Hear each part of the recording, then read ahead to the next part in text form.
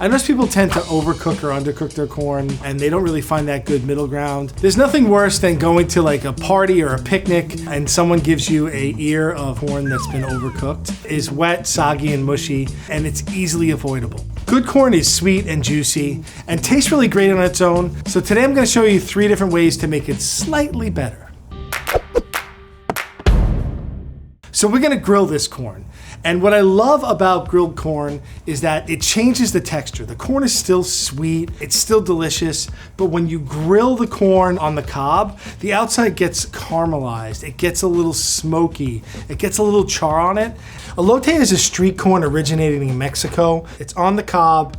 It's usually just with mayo, cheese, lime juice, and some sort of spicy topping. I don't have an outside grill, so I'm gonna do it on this grill plate. And what I like to do is just take off some of the outside leaves, not a lot, because we still need the leaves. We're gonna make a handle with the leaves. So I'll get my corn, I'll pull it back, I'll leave the bottom part on, and then what you can do is get a little piece of husk, and I like to tie it there. It'll hold it nice and tight so that when you actually pick this up, it'll be a nice handle. We always want to pick corn that's heavy for its size. Weight matters because that means that it's got some liquid in it, it's not dried out. After you pick things, the moisture in the vegetable starts to evaporate and it gets lighter. So if it's heavy, it means it's retained most of its water and it's gonna be nice and juicy. When we peel back the top, if the silk is wet, you're gonna have some moisture at the tip of your corn and it's gonna get not necessarily rotten, but it just gets soft and mushy. This piece, the top is just a little dry. It's not bad. I'll just snap the top off. So you won't get a beautiful piece of corn from that, but it's still a nice edible piece of corn. So again, heavy for its size, silk is dry. Let's pull it back. See how the kernels are all plump? They're not really shrunken or shriveled. So this is a really nice cob of corn. I don't think there's any real tricks or tips on how to shuck corn. It's pretty darn easy. I like to remove the silk because it does not have good flavor. It actually has a texture kind of like hair, and nobody likes eating hair. The next step before the corn goes on the grill is we want to oil it lightly. It's going to add a little bit of flavor, but for the most part, it's going to kickstart that caramelization and charring process. You can use olive, you can use vegetable, you can use avocado oil, but any sort of oil. You notice the reason I'm using a brush is because this is going to give me that nice light coating. Now, I'm going to put it on my preheated griddle. If you don't have a griddle, put it on the grill outside. Basically, you want to put it on the griddle and let it char on every side. You want to do this in a well-ventilated area, so if you're not doing it outside and you're doing it inside on your griddle, make sure you have a hood on or a vent fan on.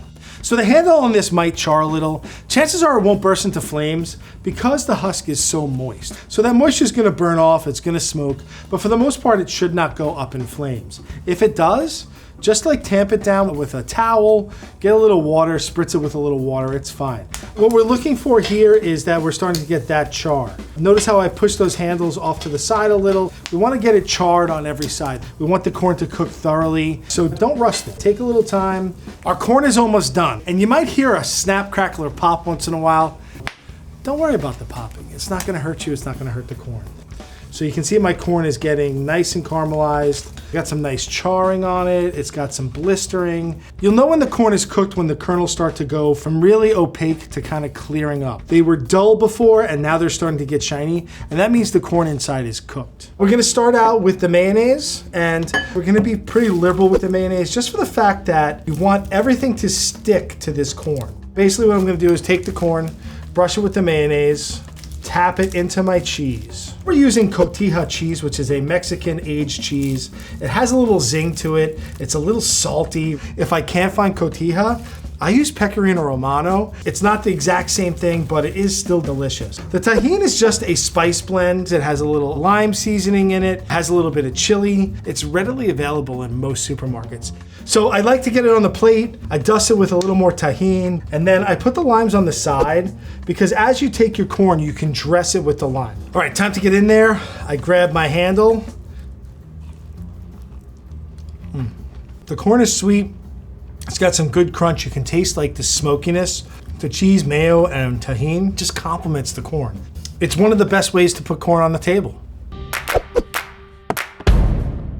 Boiled corn is the classic. And what boiling does is it allows us to kind of enjoy the pure corn flavor with a little bit of butter, a little bit of salt. So get a pot of boiling water up. I'm gonna salt my water and go fairly heavily. You can always add more salt later on if you want. The water is boiling, and all you really have to do is drop it in. You can see right now the corn is kind of opaque. We want it to go translucent and change color to a bright yellow color. Okay, so get all that corn in there. I got a pair of tongs. I just spin it around once in a while. It takes only about like 3 to 4 minutes for this corn to cook fully. We want it to get hot all the way through. Whatever kind of starchiness is in the corn will cook away as the corn boils. So we'll get that nice sweet bite of corn. Try not to overcook it. Let it simmer for about 3 or 4 minutes. It can sit in the hot water. So as this corn cooks, you can see that the corn is turning colors. The small ones got shiny and translucent, and it's not as milky looking. It's not as opaque. So I'm gonna take those out because I think that they're pretty close to being ready. One thing you have to remember as a cook is that things tend to carry over cook, which means even after you take it out of the liquid or you take it out of the oven, things do tend to continue to cook because they retain a lot of heat. So I'm gonna give this corn, the big ones, another minute. One thing you wanna make sure is to serve your corn hot. Take it out of the water right before you're gonna serve it. You want that butter to melt, so serve it hot. I think this is done. I'm gonna shut it off. I'm gonna take my corn out, let it drain. So just so you can see, I have a raw piece of corn in my hand, and that's a cooked piece. So it goes from this really kind of dull, opaque corn to really something nice and shiny, and it's starting to get really translucent. It's time to dress our corn, and I know that it seems like a waste that I'm using a whole stick of butter, but this butter's not gonna go to waste. We're only rubbing the corn on it. It's not contaminating the butter. We wanna make sure that we get this corn buttered up really well. It's nice and glistening. Get your corn cob holders, stick them in. The butter is almost the same size as the corn. And everyone's gonna be like, oh, Chef Frank, why are you wasting that butter? Why are you using that whole thing? No, I'm not gonna waste the butter. I'm not that person. I like to put a little salt on this as well. So these things on the end, I don't know exactly what they're called. I just call them corn holders. Usually you'll see them at your local supermarket around summertime. It's not necessary, but I find it to be a nice nostalgic like little touch. We used a fair amount of butter on this corn. That's 4 ears of corn, and we're probably about 1/3 of the way of that butter. So if you're serving a crowd, this whole thing of butter is gonna go. I know it might seem obvious or simple, but this is the best way to boil corn. It's easy and it yields a good result every single time.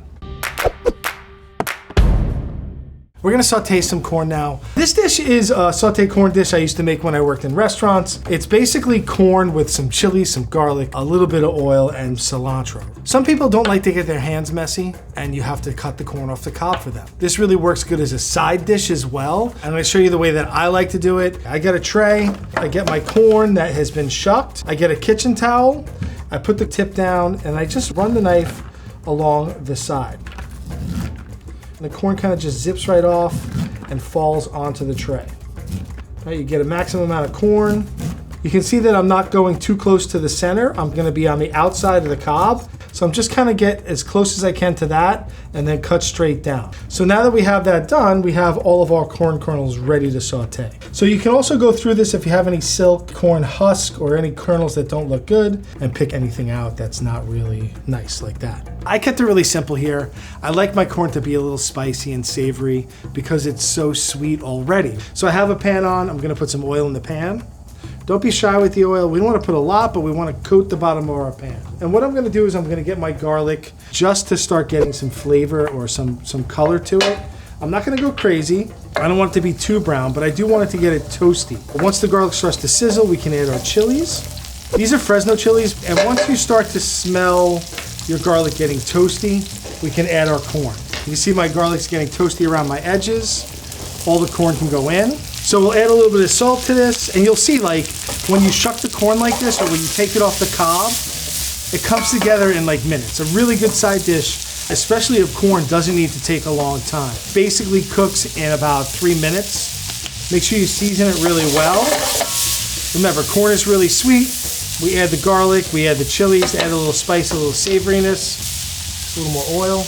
And once the corn starts to get soft, and it goes from that opaque to that translucent color, showing us that it's cooked. Now we can take our cilantro. I just like to tear it up. I'm not lowering the heat. I'm going on high heat for a short amount of time. It only takes a few minutes to get it nice. I shut the heat off. I add my lime juice. Give it a quick stir. And then we can drop it onto the plate. You have a quick and easy side for any meal during the week. Let's give it a taste. It's hot, but it's delicious. It's got all those components, a little bit of heat, a lot of sweetness from the corn, some nice savoriness from the garlic, It's got pretty much everything. All three of these corn dishes are sure to satisfy someone in your friend or family group. No matter which way you go with this, you're gonna make someone happy. All these methods are easy. All of them make a great dish. I hope you try them out. Today I'm gonna tell you everything you need to know about corn. Right on my head.